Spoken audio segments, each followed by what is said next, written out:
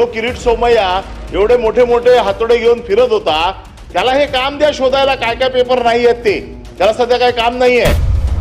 हा विषय मागच्या वेळेला लक्षवेधीच्या माध्यमातून इथे प्रवीण दरेकरांनी काढला होता.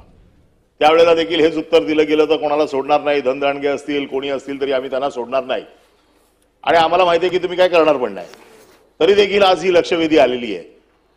आज हा प्रश्न आलेला आहे. विषय असा आहे साहेब, SITचा भाग हा वेगळा आहे आणि महानगरपालिकेची कारवाई वेगळी आहे.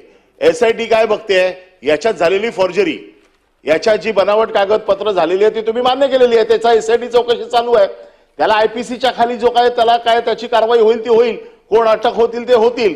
SITचा भाग आणि मुंबई महानगरपालिकेचा भाग हे दोन वेगवेगळे विषय आहेत.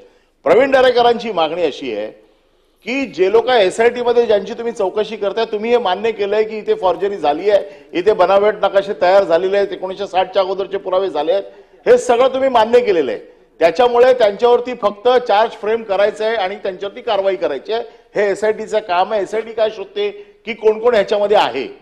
परंतु झालेलं जे काम आहे, पूर्ण झालेलं बांधून झालेलं जे काम आहे, ज्याच्यावरती एक TPचा फक्त रिमार्क आहे म्हणून तो किरीट सोमय्या एवढे मोठे मोठे हातोडे घेऊन फिरत होता, त्याला हे काम द्या शोधायला काय काय पेपर नाही आहेत ते, त्याला सध्या काय काम नाहीये.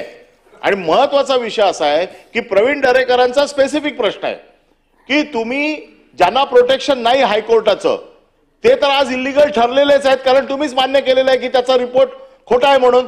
मग तुम्ही त्याच्यावरती किती दिवसात कारवाई करणार, तोडक कारवाई किती दिवसात करणार.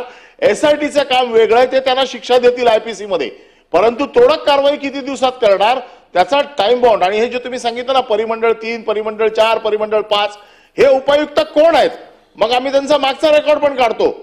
कारण त्याचं कारण असं आहे की हे सगळे हॅब्युच्युअल आहेत, यांना ही सवय झालेली आहे वारंवार अशा प्रकारचे पैसे घेऊन बंगले बांधायची. त्याच्यामुळे त्यांची पण नावं सांगा, या सभागृहात त्यांची नावं कळली पाहिजेत.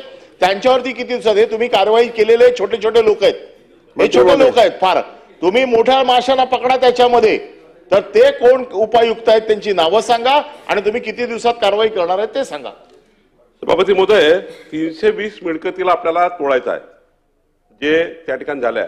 मला वाटतं 20-22 मिळकतीदारांनी कोर्टातनं स्टे आणलाय, बाकी आपल्याला तोडता येतात. त्याच्यामध्ये पूर्ण आपण खरं आहे अनिल परब साहेबाचं की उपायुक्त परिमंडळ 4 मध्ये शंकरवार आहे, उपायुक्त परिमंडळ 7 मध्ये भाग्यश्री कापसे आहेत, उपायुक्त परिमंडळ 5 मध्ये क्षीरसागर आहे आणि परिमंडळ 3 मध्ये उपायुक्त विश्वास मोरे आहेत. तुमचं म्हणणं बरोबर आहे, SIT चौकशीचा भाग वेगळा आहे, पण मिळकती खाली करणे आणि अनधिकृत बांधकामं काढणे हा भाग मुंबई महानगरपालिकेच्या अधीनस्थ आहे. मी तातडीनं माननीय मुख्यमंत्र्यांशी बोलतो आणि यामध्ये जे कोर्टाचा तेवढा भाग सोडला, कोर्टात ज्यांना प्रोटेक्शन मिळालं आहे तेवढा सोडून बाकीच्या मिळकती कमी करण्याकरता तातडीने, आणि मीही सांगितलं की पुढच्या अधिवेशनाच्या पूर्वी पुढच्या अधिवेशनाचा रिपोर्टही मी सभागृहात सादर करणार आहे.